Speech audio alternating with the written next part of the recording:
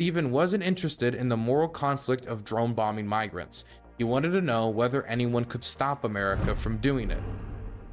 So, for those of you who don't know, Stephen Miller was a Trump admin official. He was an advisor for President Trump, and he was deeply involved in crafting Trump-era immigration policy. He's seen as a hardcore immigration hardliner, somebody who's probably one of the most aggressive people on immigration in the conservative sphere that is semi-mainstream, and probably the most hardline figure on immigration during the Trump administration. And the reason why the story we're about to talk about is so important, because Stephen Miller also has a decent shot of being in another Trump administration if Trump gets reelected. There's a lot of rumors, but it's less rumors, I think it's just open at this point, that he's on a short list to be in the Trump administration again if Trump gets reelected. And the guy's gotten in a lot of scandals for statements he's made over the past, and allegations for statements he's made over the past. I think it says it at the end of this article. Mark Esper, which is Trump's former Secretary of Defense, alleged that he wanted to grab the head of the former ISIS leader al-Baghdadi. He was the former leader of ISIS, and he wanted to dip it in pig's blood and parade it around town, like at the end of like a bayonet or a spear, or maybe like chain it to a helicopter and parade it around the Middle East as a warning to other terrorists. So to say that he's a little outside of the box when it comes to his politics is a little bit of an understatement.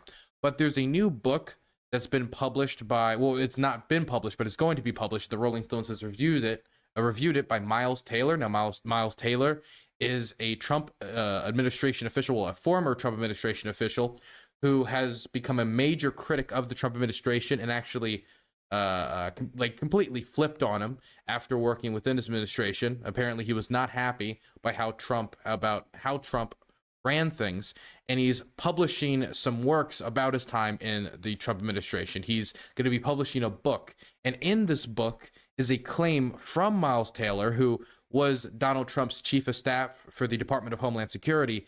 He says that Stephen Miller, in a call with the head of the United States National Guard, wait, no, it wasn't the National Guard, it was the Coast Guard, sorry.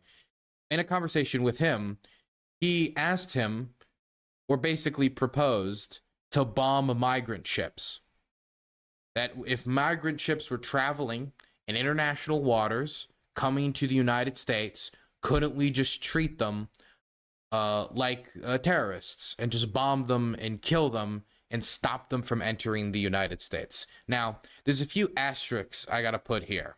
While the Rolling Stones has reviewed it, and at least has enough, credibility to be published with the Rolling Stones, and Miles Taylor was in the Trump administration, so he is an inside source here. We don't have any audio of Miles Taylor like recording this, or of Stephen Miller, saying anything. We don't have any audio of this conversation. We don't have any video of this conversation. So as of right now, it's a claim from somebody within the Trump administration who now doesn't like Donald Trump, in a book that he's going to publish. So they have reviewed, the Rolling Stones, they did review the documents he provided to try to support Taylor's claim, but he's not the only person talking about this. So I need to put some asterisks here before we get into the story, because I think it's important for the context. The person that he claims was in the call or talking to Miller about bombing these migrants, Paul, oh my gosh, the last name, Zonkrift, a since retired admiral who was then the commandant of the U.S. Coast Guard. He was the person that was supposedly talking to him, and when he was asked about this, he says he doesn't recall the situation. He doesn't recall the conversation.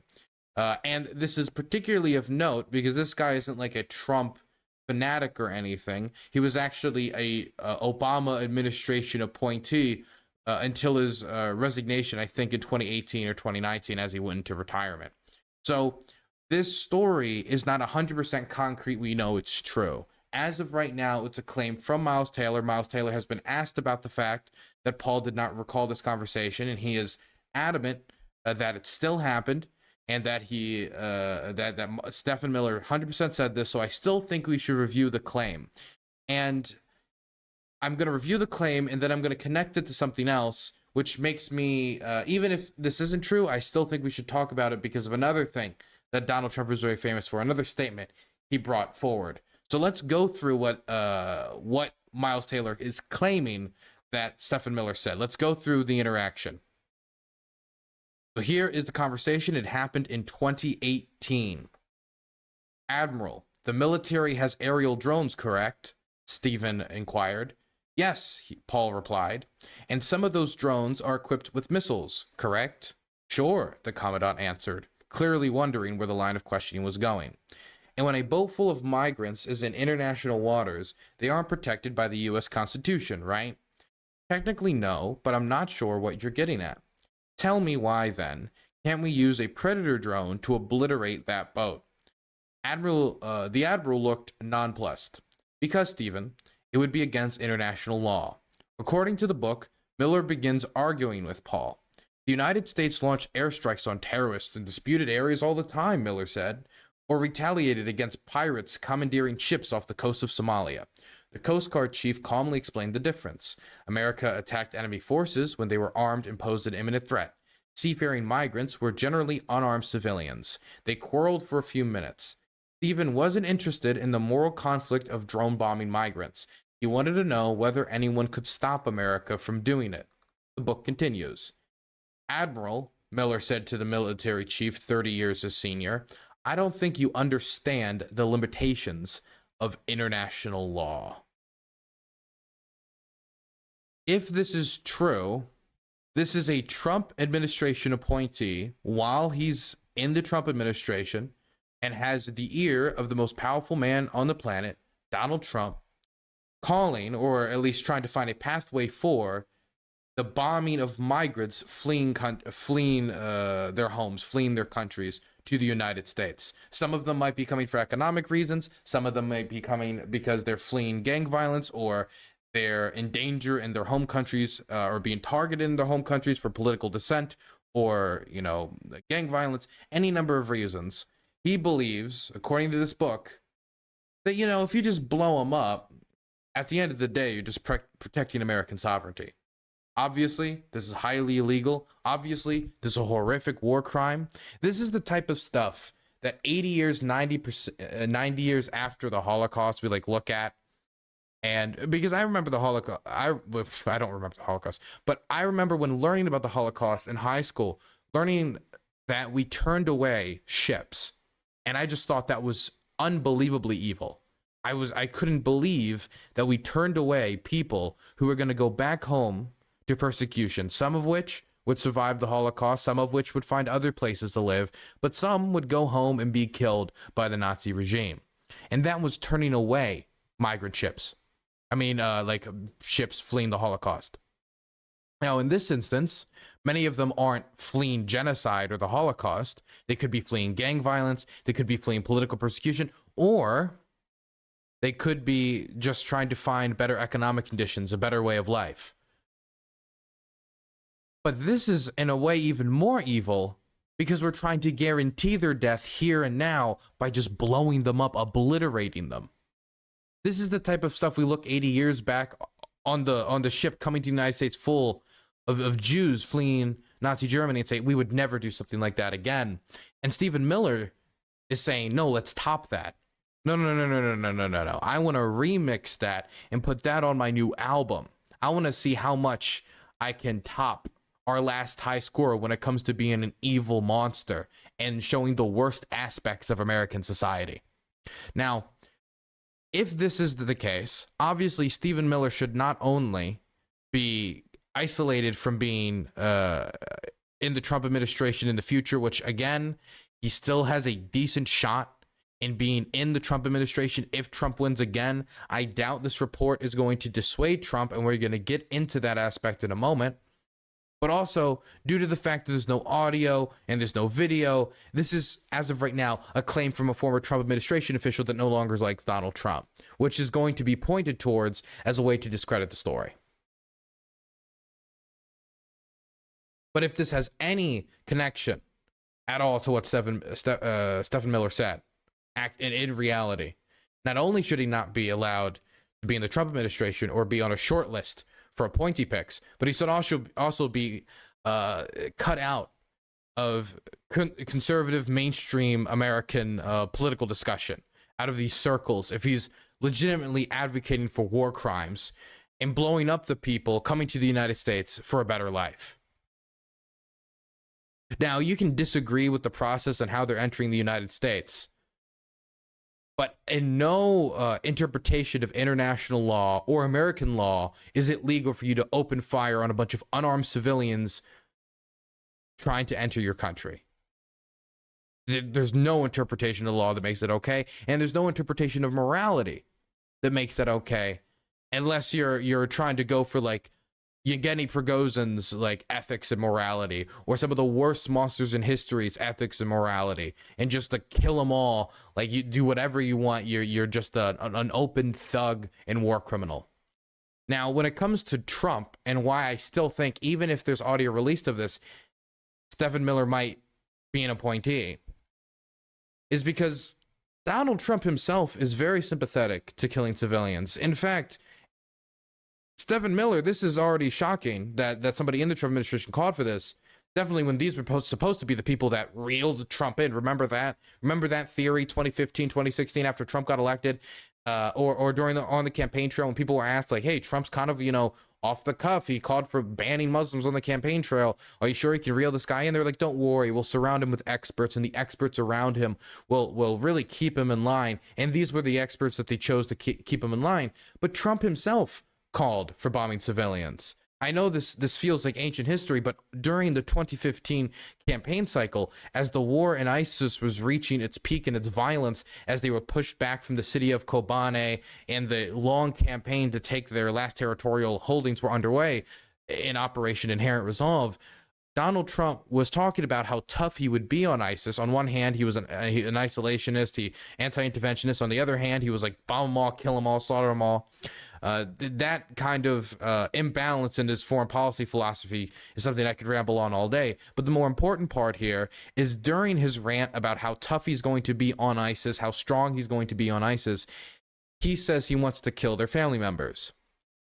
Civilians who are not terrorists. Some of them might be terrorists. I mean, I assume some family, if you're a terrorist, there's a decent chance that probably other people in your family might also be terrorists. That's not completely impossible to believe. But he just says kill their family members.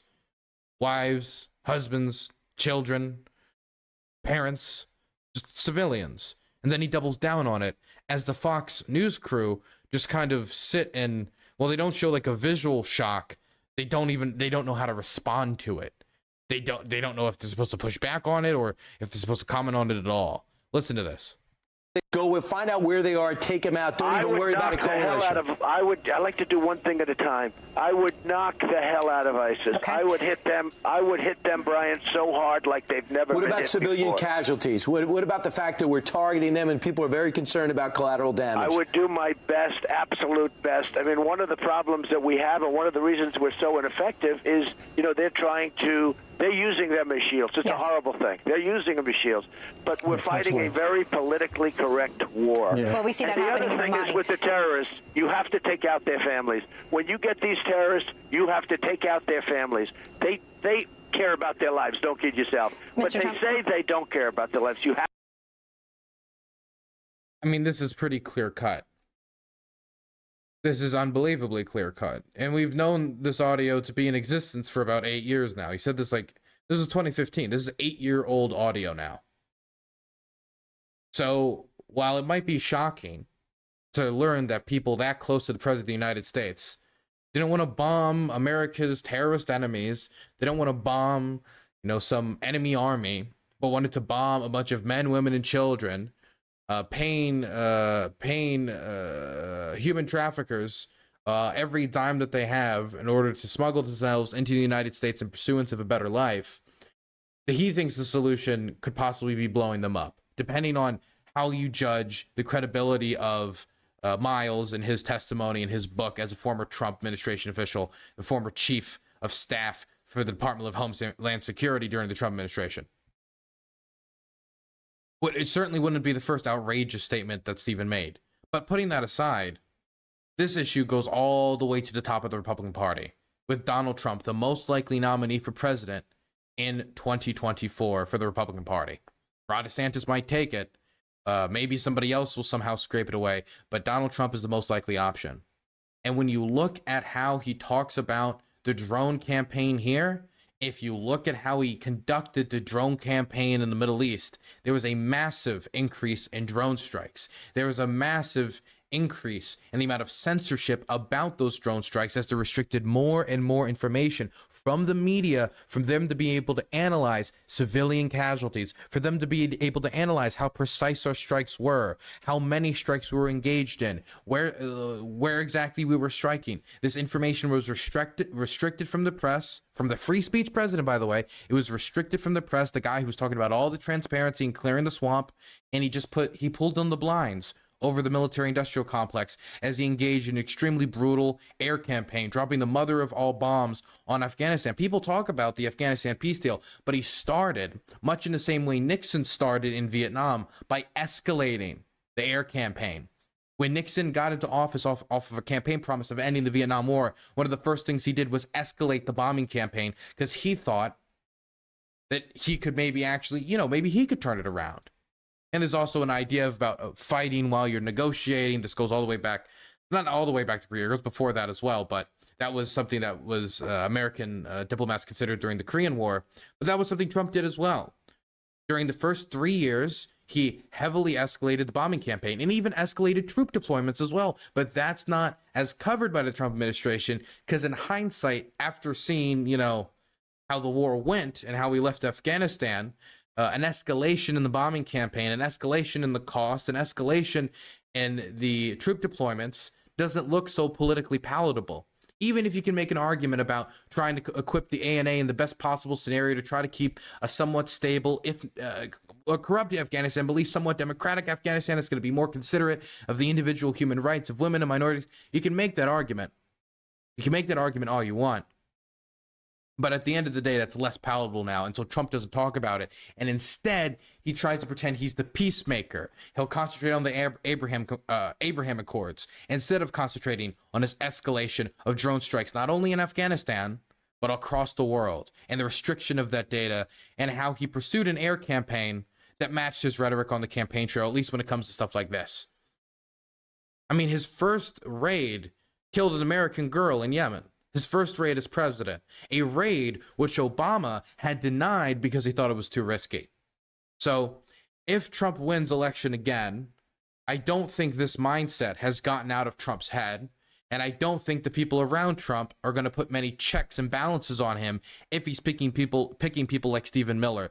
That was a lie that has been still kind of in the worm of a lot of American conservatives' heads, that they can reel Trump in. They said it in 2015. It was completely untrue for the entirety of Trump's administration. And Trump, if anything, going into 2024, distrusts the people who could be put in place to hold him in even more than ever, associating them with the deep state. A lot of the main criticisms people have of Donald Trump is the picks that he had for his appointments during his administration, because they saw him as picking the swamp while trying to clean up the swamp. But next time, it won't be the same. And while I can understand, like, hey, it's a good thing to not have Rex Tillerson in these positions, he's an oil and gas exec.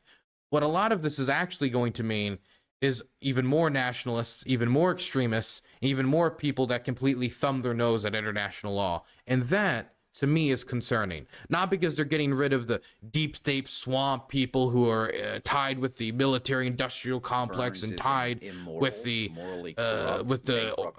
oil and gas companies, but because he's going to instead align himself with some of the most ultra-nationalistic far-right people in the country in an attempt to push away that deep state establishment, which he thought undermined his first term in office.